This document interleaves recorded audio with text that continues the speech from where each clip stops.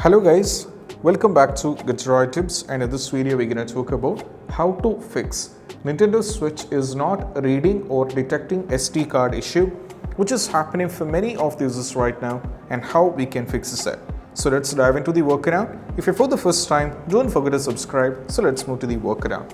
The first one is all about you have to do a restart on your Nintendo Switch. This is what you have to do when you're having this particular trouble.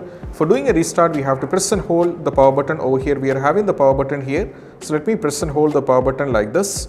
When you press and hold the power button, you'll be getting this option, navigate to power option. There is an option called restart. Tap on it so that you will be having a restart.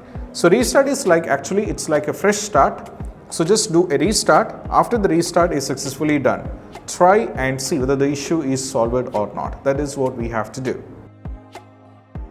So once you're done with this one, let's see whether the issue is solved or not. But if the issue is still there, the next is all about we have to try reinserting the SD card. So just remove the SD card, reinsert back the SD card, and you have to check whether the issue is solved or not. Sometimes a simple connection issue can be the reason. Just reinsert the SD card, first remove it, reinsert it back, and see whether the issue we are able to play the games or not.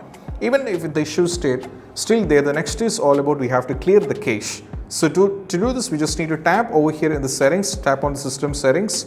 Now scroll down and navigate to system. Now from here scroll down and navigate to, you'll be having this option called formatting option. Tap on this one. There is an option called reset cache, so that the saved IDs and password, cookies, histories and all other cached website data for each users will be deleted. So just go for the reset cache. After the reset is successfully done, just need to go back and see whether the issue is solved or not. Still, if the issue is there, the next one is all about we have to update the switch. To do this, we just need to do the same. Tap over here in the system settings. Now from here scroll down and navigate to system. Now from here go to system update, and from here you have to cross check, and if you're getting any update or not, just go for the update right now.